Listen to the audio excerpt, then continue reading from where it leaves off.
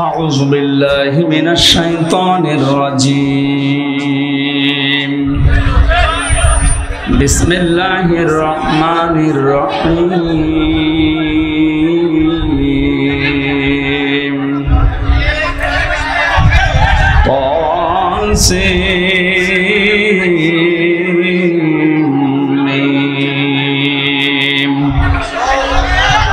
تلك آيات الكتاب المبين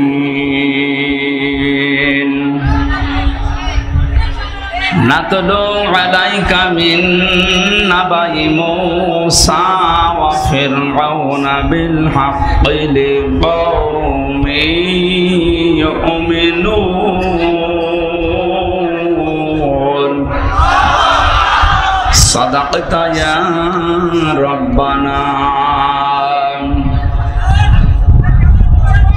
عن معاذ بن جبل رضي الله تعالى عنه قال قال النبي صلى الله عليه وسلم خذوا العطاء دما طعن فإذا صار رشوة في الدين فلا تأخذوه ولستم بتاركيه يمنعكم الفقر والحاجة ألا إن الكتاب والسلطان لا يفترقان فلا تفارقوا الكتاب إلى آخر الحديث. رواه ابن ماجه. إن الله وملائكته يصلون على النبي يا أيها الذين آمنوا صلوا عليه وسلموا تسليما. اللهم صل على سيدنا مولانا محمد وعلى آل سيدنا مولانا محمد. পৃথিবীতে কেউ স্থায়ী হয় না,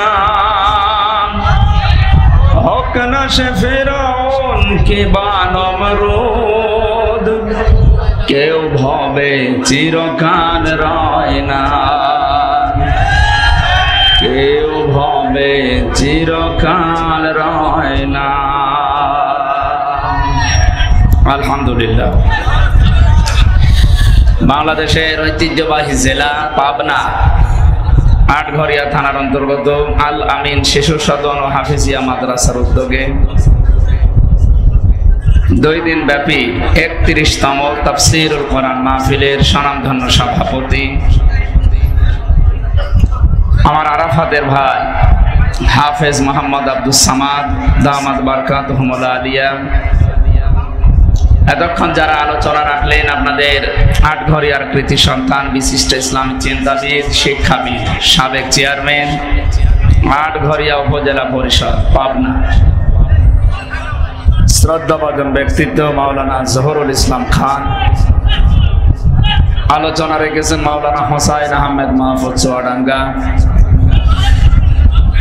এ প্রতিষ্ঠানের প্রতিষ্ঠাতা যিনি ছিলেন মরহুম আলহাজ তমিজউদ্দিন ফকির, আল্লাহ তার কবরকে জান্নাতুল ফেরদাউস বানিয়ে দেন আমিন। যার মাধ্যমে কোরআনের দাওয়াত নিয়ে কুষ্টিয়া থেকে এসেছি, আপনাদের এলাকার সন্তান বড় ভাই মোহাম্মদ সাইদুল ইসলাম, মঞ্চে বসা উলামায়ে কেরাম, সামনে বসা মুসলমান ভাইরা, পর্দার আড়ালের সম্মানিতা মা এবং বোনেরা, প্রশাসনের ভাইরা, কথা বলেন কেন?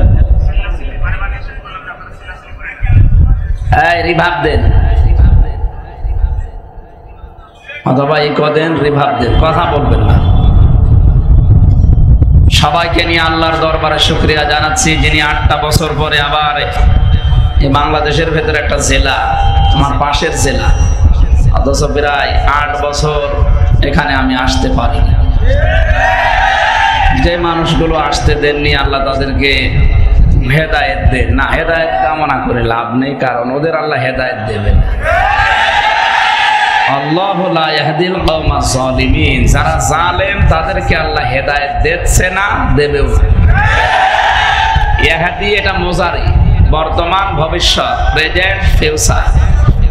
কোন জালেমকে আল্লাহ বলেন আমি এখন হেদায়েত দিচ্ছি না, পথ দেখাচ্ছি না, ভবিষ্যতেও তাকে হেদায়েত দেব না। সুতরাং আমি দোয়া করলে ও দোয়া মাঠে মারা যাবে, ও দোয়া করে লাভ নেই, আমি দোয়া তুলে নিলাম। জালেমদের ব্যাপারে আল্লাহর যা সিদ্ধান্ত আছে উনি করবেন। জালেমদের ব্যাপারে আল্লাহর সিদ্ধান্ত কি? ইন্নামা সাবিলু আলাল্লাযিনা ইয়াজলিমুনান নাস। আল্লাহ বলেন আমি নিজে জালেমদের বিরুদ্ধে মামলা দায়ের করব। সুতরাং জালেমরা আল্লাহর মামলার আসামি। কথা বলেন না কেন? এদেশে 1628টা চেয়ার ছিল, যিনি পালিয়েছে তার থেকে শুরু করে উপজেলা চেয়ারম্যান যিনি এই কিছুদিন আগে ছিল, এখন বাতিল হয়ে গেছে, আমি নাম জানি না, সে যাই হোক, অনেক পর্যন্ত 1628টা চেয়ার ছিল এদেশে, মেন চেয়ার। এই 1628টা চেয়ারে যারা ছিল, এ বাংলার প্রতিটি মানুষ সাক্ষী দেবে যে তারা জালেম। সে যেভাবে জুলুম করুক না কেন, তারা জালেম। সুতরাং জালেম যারা, তারা হামজার মামলার আসামি না, ওরা সরাসরি আল্লাহর মামলার আসামি। আল্লাহ রাব্বুল আলামিন একটা ক্লাস নিয়েছিলেন আদম আলাইহিস সালামকে তৈরি করার পর। এই খুব গুরুত্বপূর্ণ বিষয়, ক্লাস নিয়েছেন সরাসরি কে? ছাত্র ছিলেন আমাদের আদি পিতা হযরত আদম নবী। খেয়াল করেছেন ক্লাস কত গুরুত্বপূর্ণ? সরাসরি শিক্ষক আল্লাহ নিজে, ছাত্র সাধারণ মানুষ না, নবী। মোবাইল সব সাইলেন্ট করে রাখেন 1 ঘন্টার দিন। আপনি ডক্টর ইউনুস না যে একেবারে খুব গুরুত্বপূর্ণ ক্ষতি হয়ে যাবে। ঠিক আছে, কি বলছিলাম বলেন তো? ক্লাস চলছে, আল্লাহ নিজে শিক্ষক, ছাত্র সাধারণ মানুষ না নবী। সুতরাং এই ক্লাসে যা দেওয়া হবে এটা অতি গুরুত্বপূর্ণ বিষয়। আমরা অনেকে এখানে যারা আলেম আছেন তাদেরকে বলছি, জন্মের পর থেকে আমরা শুনেছি ওয়াআল্লামা আদামাল আসমাআ কুল্লাহা। আল্লাহ রাব্বুল আলামিন আদম নবীকে শিক্ষা দিয়েছিলেন যত কিছুর নাম আছে সব। এ পর্যন্ত আমরা জানি যে উনি আলু, পটল, ঝিঙ্গা, বেগুন, কচু, হাঁস, মুরগির ডিম, এই যে নাম বললাম, এই নামগুলো তিনি শিখিয়েছিলেন নাকি? তাফসীরে ফি জিলালিল কোরআন সাইয়্যিদ কুতুব লিখেছেন, শুধুমাত্র যদি আলু, পটল, বেগুন, ঝাল, কদু এই নামগুলো শেখানো আল্লাহর উদ্দেশ্য হয়, এত বড় গুরুত্বপূর্ণ ক্লাসে এ শিক্ষা দেওয়ার দরকার হয় না। আল্লাহ কি শিখিয়েছিলেন? এই যে এসএম এর বহু বচন আল্লাহ আসমা দিয়েছেন, এটা একটা নাউন। পৃথিবীর নাম বলতে শুধুমাত্র এই যে আমরা যা বলি, যেগুলো নাম বললাম, এইটা না। সবচাইতে গুরুত্বপূর্ণ বিষয় আল্লাহ তাকে শিখিয়েছিলেন একটা ক্লাসে। কিয়ামত পর্যন্ত যত ন্যায় কাজ আছে এবং যত অন্যায় কাজ আছে, এই সবগুলো আল্লাহ এক ক্লাসে তাকে শিখিয়ে দিয়েছিলেন। এই জন্য আমরা যদিও ওই ক্লাসে ছিলাম না, কিন্তু আমাদের বাবার পক্ষ থেকে কিয়ামত পর্যন্ত যারা তার সন্তান হিসাবে আসতে থাকবে, তারা যদি লেখাপড়া নাও করে, তাদেরকে আল্লাহ এই দুইটা বিষয় দিয়েছে, কোনটা অন্যায় কোনটা ন্যায় তারা জানে। কথা বলেন না, বিবেকের কারণে হয়তো মানতে পারে না, সেটা আলাদা বিষয়, কিন্তু ন্যায় কোনটা অন্যায় কোনটা এটা কি আমার ক্লাস করে শেখালে গেছে না আমাদের বাবার ক্লাস থেকে আমরা পেয়ে গেছি? সুতরাং এই বাংলাদেশে যতদিন পর্যন্ত সমস্ত ন্যায় কাজ প্রতিষ্ঠিত করা না যাবে, যত অন্যায় কাজ আছে এটা বন্ধ করা না যাবে, ততদিন পর্যন্ত আমাদের স্বস্তি নেই, শান্তি নেই, নিরাপত্তা নেই। আমরা চাই আদম নবীর যে ক্লাসে শিক্ষা, এটা আমাদের এই প্র্যাকটিক্যাল লাইফে আমরা ওই শিক্ষা বাস্তবায়ন করতে। এজন্য আমাদের সবচাইতে বড় বিষয় আমরা সত্যবাদিতা এবং ন্যায় পরায়ণতা, এই দুইটা বিষয় সামনে অর্জন করার চেষ্টায় লেগে থাকবো। যতদিন পর্যন্ত সত্য বিষয় সামনে না আসবে এবং ন্যায় বিচার কায়েম করা সম্ভব না হবে, আমাদের এই চেষ্টা সাধনা, জিহাদ, যুদ্ধ যাই বলেন, আমাদের এটা বন্ধ হবে না ইলা ইয়াউমিল কিয়ামা। যদি কিয়ামত পর্যন্ত সময় লাগে তাও চেষ্টা চালাবো ইনশাআল্লাহ। এই কথা বুঝতেছেন? সুতরাং ওই ক্লাসে যা আমরা শিখেছি, এখনো আমরা যেহেতু ছাত্র, আদম আলাইহিস সালাম তিনি ছাত্র ছিলেন আমাদের বাবা, এ বাবার পক্ষ থেকে আমরা সন্তান হিসাবে এটা পেয়েছি, এটা যেন আমরা হারিয়ে না ফেলি। আজ আপনি অন্যায় জানার পরও অন্যায়কে অন্যায় মনে করেননি। সুতরাং এই 1628টা চেয়ারে যারা ছিলেন তারা তাদের এই চেয়ারের সাথে বিশ্বাসঘাতকতা করেছেন, চেয়ারের সাথে আমানতের খেয়ানত করেছেন। ন্যায়কে ন্যায় জানার পরও আপনি মানতে পারেননি, অন্যায়কে অন্যায় দেখার পরও আপনি কিছুই বলেননি। ক্লাসে যা শেখে এটা যদি বাস্তবে এসে রূপ না দেয়, ও যদি ওই অনুযায়ী লিখতে না পারে, কিয়ামত পর্যন্ত একই ক্লাসে থাকা লাগবে, উপরের ক্লাসে উঠতে পারবেন না। এক ছাত্র এসে কাঁদছিল বাবার কাছে, কি হয়েছে? পরীক্ষার রেজাল্ট দিয়েছে। পরীক্ষার রেজাল্ট দিয়েছে, কান্নাকাটির কি আছে? তুই ফেল করেছিস না পাস? কথা বলছে। ধমক দিয়েছে, তুই ফেল না পাস? কথা বলে। এমন ধমক দিয়েছে, ওই বলবি তো তুই পাস না ফেল? বলছে আব্বা ফেল করলে তো কথা ছিল, ছিলাম 5-এ, নামিয়ে দিয়েছে 3। আমরা যারা জালেম বিদায় নিল, যারা আল্লাহর মামলার আসামি হয়ে, আমি আবার বলছি, এই 1628 জন যারা ছিল এবং তাদের দোসর যারা, সে বড় দোসর হোক, মাঝারি দোসর হোক আর ছোট দোসর হোক, প্রত্যেকটা আল্লাহর মামলার আসামি। এদের দুনিয়াও শেষ, আখিরাতও শেষ। কারণ জালেমদেরকে আল্লাহ পথ দেখাচ্ছেন না, দেখাবেও না। ওরা সরাসরি যেহেতু টার্গেট কার, আরো জোরে বলেন। এদের পরে অনেক মুনাফিক এখনো এই দেশে আছে। আমরা দেখতে পাচ্ছি এই মুনাফিক গুলো তাদের ক্লাসের শিক্ষাটা বাস্তবায়ন করছে না। আমিরে জামাত ডাক্তার শফিকুর রহমান ইঙ্গিত দিয়েছে, এমনি দেয়নি যে এক জালেম বিদায় নিয়ে যেন কোনো জালেম আবার চেয়ারে বসতে না পারে। সুতরাং মুনাফিক যারা এই দেশে আছেন, যদি ঝামেলা করেন তাহলে কিন্তু 5 থেকে আবার 3 নামিয়ে দেওয়া হবে, শেষে কেন্দ্রে কুল পাবেন না। যে আল্লাহ আমাদেরকে দল মত নির্বিশেষে কোরআনের এই অনুষ্ঠানে এনেছেন, আমরা কেউ এখানে জালেম নেই। মেচকাত শরীফের 4908 নম্বর হাদিস, বিশ্ব নবী জানিয়েছেন, কেউ যদি জালেমের সাহায্য করে জেনে শুনে, তার সাথে চলে, তাকে সাপোর্ট করে, তাকে সহযোগিতা করে, তাকে সাহস যোগায়, বিশ্ব নবী বলেন সে যেন ইসলাম থেকে বের হয়ে গেল। বাংলাদেশে অনেকে বের হয়ে গেছে, এখনো পর্যন্ত অনেকে বের হওয়ার জন্য চেষ্টা চালাচ্ছে। কেউ যদি ইসলাম থেকে বের হয়ে যেতে চান, আপনাকে আমি ওয়েলকাম জানাচ্ছি, যান, বের হয়ে চলে যান, আপনার দরকার নেই। জালেমরা তো যাবে জাহান্নামে, কিন্তু মুনাফিকরা যাবে আরো নিচে। ইন্নাল্লাহা জামিউল মুনাফিকিনা ওয়াল কাফিরিনা ফি জাহান্নামা জামিআ। আল্লাহ বলেন জাহান্নামে আমি একত্রিত করব, আগে কাফেরদের দেব, এর নিচে দেব মুনাফিকদেরকে। এই জন্য আমরা সাবধান বাণী উচ্চারণ করছি। জালেম নেই আমি জানি, কিন্তু কিছু মুনাফিক এখনো আছে। এই মুনাফিক যদি হয় আপনি অবস্থায় বিদায় নেন, আপনি কিন্তু ওই জালেমেরও নিচে থাকবেন। এজন্য নিজের কপালে নিচে আগুন লাগাবেন না, ফিরে আসেন। আমরা আপনাদেরকে বাঁচাতে চাই। আমি ব্যক্তি স্বার্থে এখানে আসি নাই, কোরআনে কারিমের বিশাল দায়িত্ব নিয়ে এসেছি। দায়ী আল্লাহর ভূমিকা পালন করার জন্য আমার কাছে এখন সবাই সমান।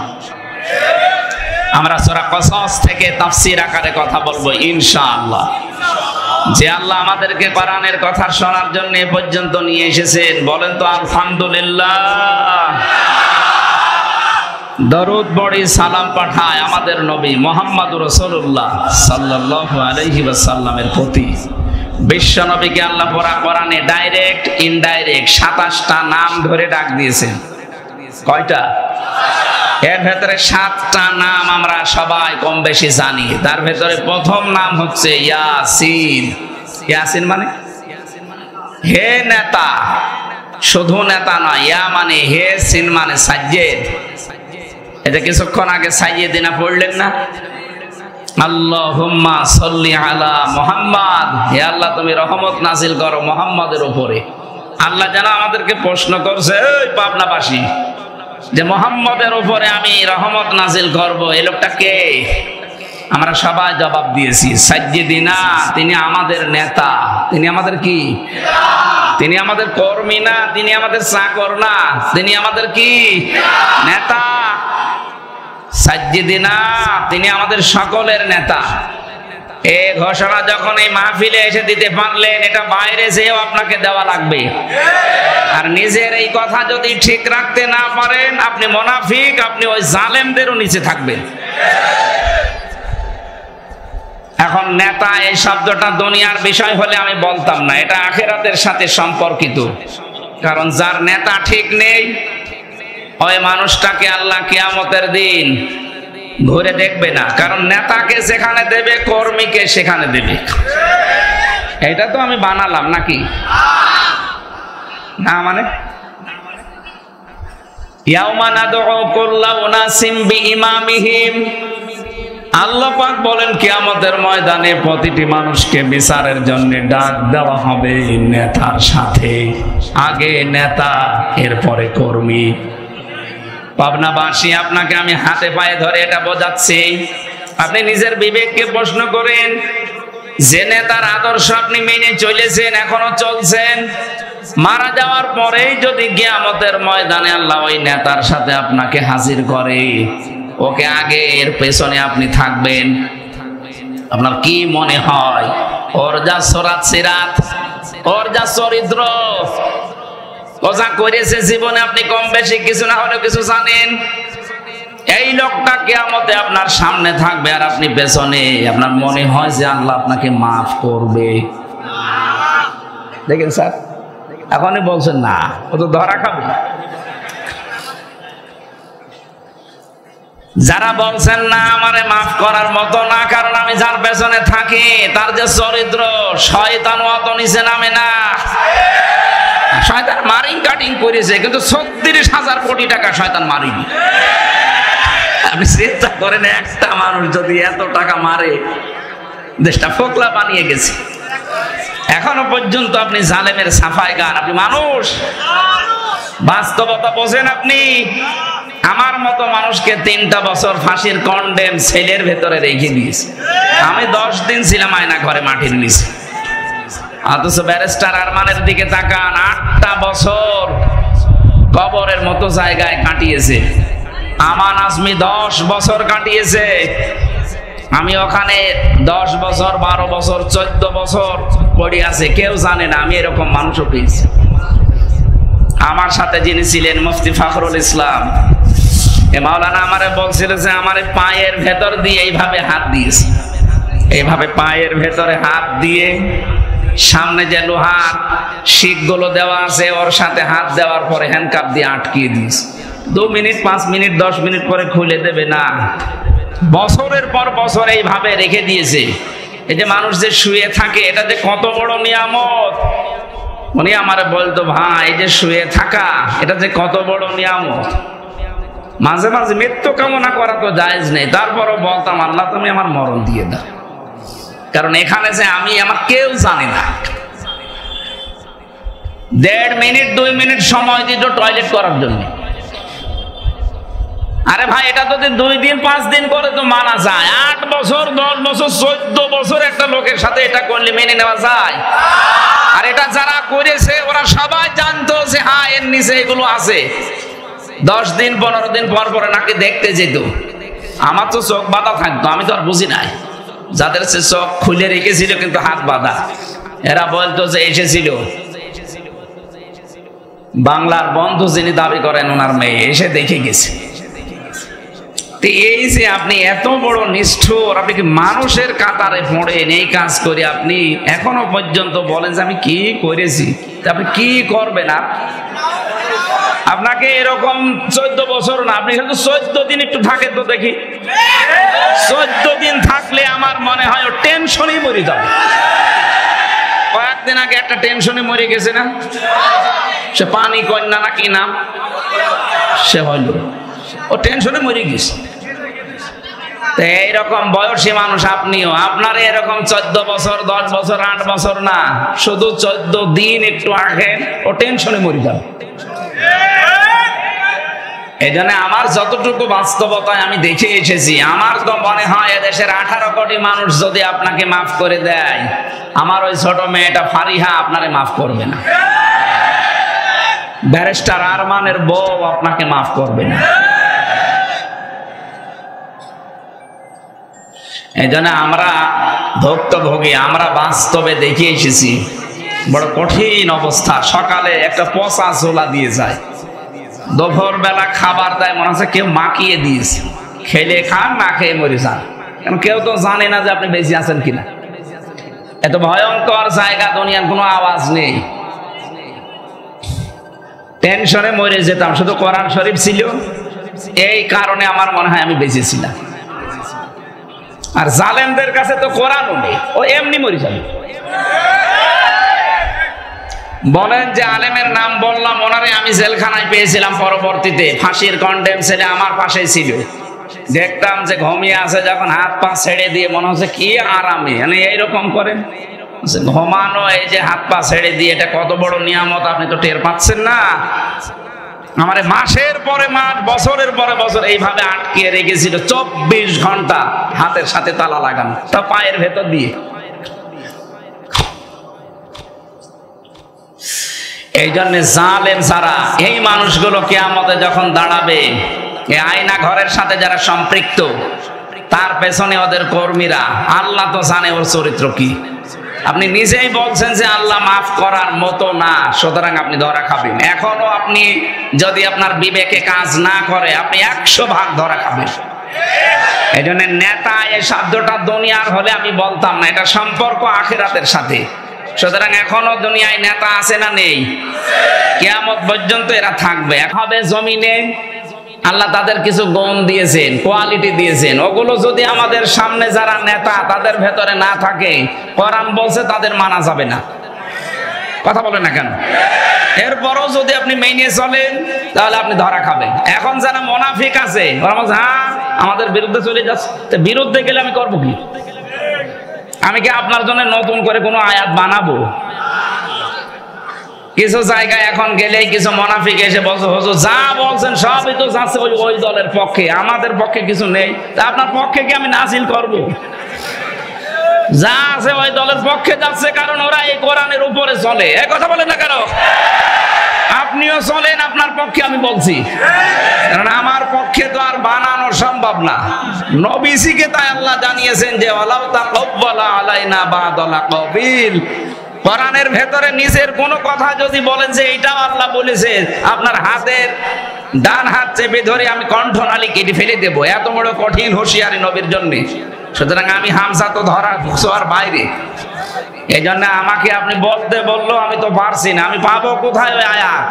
যারা জুলুম করেছেন তাদের পক্ষে বলার মতো কোন আয়াত কোরআনে আছে? এখনো যারা সুদ খান, না এলাকায় সুদ নেই? আছে, মানে ওই যে 10,000 টাকা ছেড়ে রাখে, মাসে মাসে 1,000 টাকা দিয়ে যায়। বলেন সুবহানাল্লাহ। এই কাজে যারা আছেন, আপনি একেবারে সাফ ফতোয়া পরিষ্কার, আপনি মায়ের সাথে জেনা করছেন, এই কাজে আছেন, এরকম একজন হাত তোলেন তো। একজন? ঠিক আছে, না আলহামদুলিল্লাহ। এই আমি হাঁসের খোরাকে দেইনি ভাই। যদি এরকম কেউ থাকেন এই আটঘরিয়া, ঈশ্বরদী, পাবনা সদর মিলে যারা আছেন, কেউ যদি টাকা ছেড়ে রাখে, টাকা আসে, আপনি ছেড়ে দিন ভাই, এটা না খেয়ে মরে যান, তারপরও জাহান্নামে যাওয়া লাগবে না। কিন্তু এইটার সাথে যদি কেউ জড়িত থেকে মারা যায়, ও মায়ের সাথে জেনা করছে, ও জান্নাত পাওয়ার আশা করতে পারে? ও যতই নামাজ পড়ুক আর হজ করে আসুক। সুতরাং এইটা যদি কেউ করেন, আপনি আশা করছি কালকে ছেড়ে দেবেন। কারা কারা এই টাকা ছেড়ে দেবেন হাত তোলেন তো। 2-4 জন আছে, বোঝা যাচ্ছে আলহামদুলিল্লাহ। যাক আপনি ছেড়ে দেবেন ভাই। এবার আমি 5টা নাই 6টা কোয়ালিটি বলছি, দেখেন তো কার সাথে এদেশে মিলতেছে। আল্লাহ পাক বলেন 1 নম্বরে নেতা হওয়ার কোয়ালিটি হচ্ছে দুনিয়াতে তাদের জ্ঞান থাকা লাগবে, না আপনি নেতৃত্ব দিতে পারবেন না। ক্বালা ইন্নাল্লাহা আসতাফাহু আলাইকুম ওয়া যাদাহু বাসতাতান ফিল ইলমি ওয়াল জিসম ইলা আখির আয়াত। সূরা বাকারা 247 নম্বর আয়াতের মাঝের অংশে আছে। আল্লাহ বলেন অবশ্যই তোমাদেরকে যদি নেতৃত্ব দিতে হয় তাহলে প্রচুর জ্ঞানের অধিকারী হওয়া লাগবে এবং শরীর স্বাস্থ্য শক্তিশালী হওয়া লাগবে। এখন প্রশ্ন আসতে পারে, দেশে যারা নেতৃত্বে আছে এদের তো জ্ঞান আছে, জ্ঞান শুধু দুনিয়াবি জ্ঞান হলে হবে না, দুনিয়া এবং আখিরাত উভয় জগতের জ্ঞান তাদের থাকা লাগবে। আপনি এবার সারা বাংলাদেশে মিলান, উভয় জগতের জ্ঞান আছে এরকম মানুষ এদেশে নেতৃত্বে যারা আছে তারা কম না বেশি? খুব কম।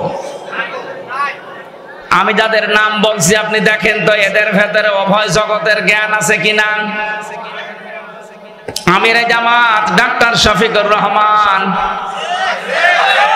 জামাত ইসলামের সেক্রেটারি জেনারেল মিয়া গোলাম পরোয়ার, ডাক্তার আব্দুল্লাহ মোহাম্মদ তাহের, অধ্যাপক মুজিবুর রহমান রাজশাহী। এই যে 4 জনের নাম বললাম, একটাও কোনোদিন মাদ্রাসার বারান্দায় যায়নি। কথা বলছেন না কেন? অথচ তাদের সাথে আমি তো জেলখানায় অনেক সময় কাটিয়েছি। বিশেষ করে আমিরে জামাত অধ্যাপক মিয়া গোলাম পরোয়ার, মাওলানা রফিকুল ইসলাম খান, জনাব সেলিম উদ্দিন, এ ভাইগুলো আমার পাশে ছিলেন। আমি দেখেছি এ মানুষগুলো একটাও মাদ্রাসায় পড়েনি, কিন্তু দুনিয়া আখিরাত 2 জগতের জ্ঞানেই তারা ভরপুর। কোরআনে কারিমের নির্দেশ অনুযায়ী যারা জ্ঞান অর্জন করবে উভয় জগতের, তাও যেমন তেমন জ্ঞানী হলে হবে না, প্রচুর জ্ঞানী হওয়া লাগবে। আর আমি যতটুকু জ্ঞানী সে জ্ঞান অনুযায়ী আমি দেখেছি এবং বাস্তবে বলতে পারি এরা আসলে প্রচুর জ্ঞানী।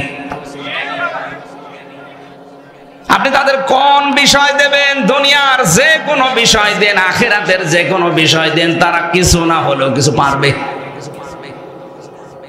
বাকি যারা নেতৃত্বে আছে ওদের দুনিয়াবি জ্ঞান হয়তো আছে, আখিরাতের বিষয়ে জিজ্ঞাসা করবেন ওরা কানার মতো আচরণ করবে। কোরআনে কারিমের নির্দেশ তাদেরকে আপনি নেতা মানতে পারেন যাদের উভয় জগতের জ্ঞান আছে এবং যারা শক্তিশালী। আমিরে জামাতের বয়স 64 থেকে 65 বছর, অথচ মনে হচ্ছে এখনো তিনি যুবক। তার দৌড়ানোর ভাব দেখেছেন। আজকে পাবনা, কালকে চট্টগ্রাম, এর পরের দিন রাজশাহী, এর পরের দিন আবার যাচ্ছে চাঁপাইনবাবগঞ্জ, এর পরের দিন আবার খুলনা, এর পরের দিন আবার কুষ্টিয়া। এত বয়সী মানুষটা এত কষ্ট সহ্য করতে পারে, শ্রম দিতে পারে। কোরআনের আয়াতের সাথে 2টা বিষয় আমি দেখলাম মিলে গেছে। অগাধ জ্ঞানের অধিকারী তারা এবং প্রচুর কাজ করা মানুষ তারা। লাকাদ খালাকনাল ইনসানা ফি কাবাদ। আমি মানুষকে কষ্টের পরে কষ্ট সহ্য করার জন্য বানিয়েছি, যার বাস্তবে 4 জনের জীবনে পাওয়া যাচ্ছে। বাকি ওনাদের অনুসারী হিসাবে সহকর্মী সহযোদ্ধা যারা আপনি মিলান তাদের ভেতরেও কম বেশি আছে। এর বাইরে যারা আছে তারা যদি এরকম মিলাতে পারেন আমি এখনই তাদের কাছে মুরিদ হব, নিয়ে চলেন। কথা বলছেন এখন। 2 নম্বরে বলছে যারা নেতৃত্ব দিতে চান, কোরআনে কারিম জানিয়েছে তারা মহিলা হতে পারবে না। এবার কিছু মানুষ আছে চুলকানি আরম্ভ হবে, এটা আমি বানালাম। সূরা নিসা 5 নম্বর পারার 2 নম্বর পৃষ্ঠা 11 নম্বর লাইনে 34 নম্বর আয়াতের প্রথম অংশে আছে আর রিজালু কাওয়ামুনা আলান নিসা।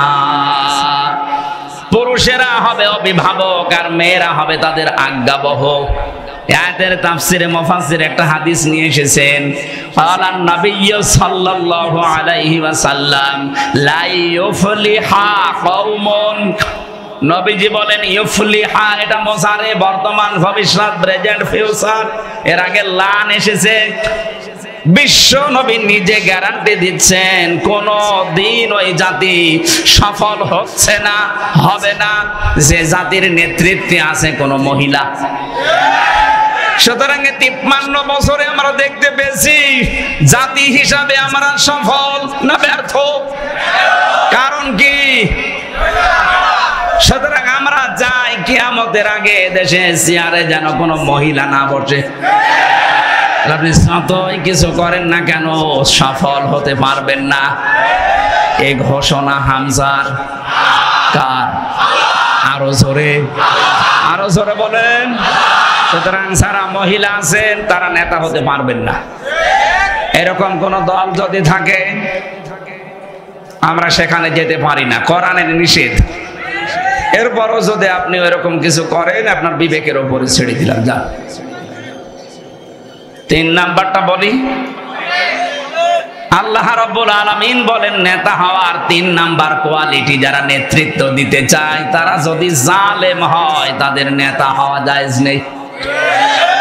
আমাদের যিনি জাতির পিতা হযরত ইব্রাহিম আলাইহিস সালাম, তাকে আল্লাহ জীবনে 50টা পরীক্ষা করেছিলেন, তিনি প্রতিটা পরীক্ষায় পাশ করেছিলেন। আল্লাহ পাক তাকে খুশি হয়ে ঘোষণা দিলেন, ক্বালা ইন্নী জাইলুকা লিন-নাসি ইমামা, পুরা মানব জাতির জন্য আমি তোমাকে নেতা বানিয়ে দিলাম, শুধু মুসলমানদের জন্য না, লিন-নাস মানব জাতির জন্য। ফ্যানটা একটু দেওয়া লাগবে ভাই, ঘেমে গেলে আবার অসুস্থ হয়ে গেল। ঠিক আছে, ঠিক আছে, এটা একটু পিছিয়ে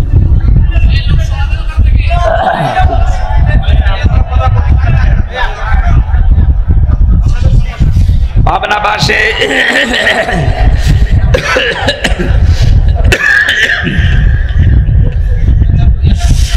জালেমদের এই সেন্দান খানায় 3টা বছরে এরা যা খাওয়াইয়েছে, আসলে শরীরটা স্বাভাবিক হতে সময় লাগছে। এই প্রায় 10-12 দিন হাসপাতালে পড়েছিলাম। ডায়াবেটিস এত বেশি হয়ে গেছে, রক্তের হিমোগ্লোবিন না কি আছে যেন কমে যাচ্ছে। এই রাতের ঘুম খুব জরুরি। ডাক্তাররা বলছে 10টার পরে আর জেগে থাকবেন না। আপনারা তো তোলেন রাত 9:30 10টায়। বারবার বলছে যে আমার ঘুমাতে দেন, নাই তো আবার পড়ে গেলে কিন্তু আর 1-1.5 মাসে উঠতে পারে, আবার একবার কবরও চলে যেতে পারে। যে গরু দিয়ে চাষ করে খাবেন, ও গরুই যদি মরে যায়, অন্তত আমার কিছুদিন বেঁচে থাকা দরকার না?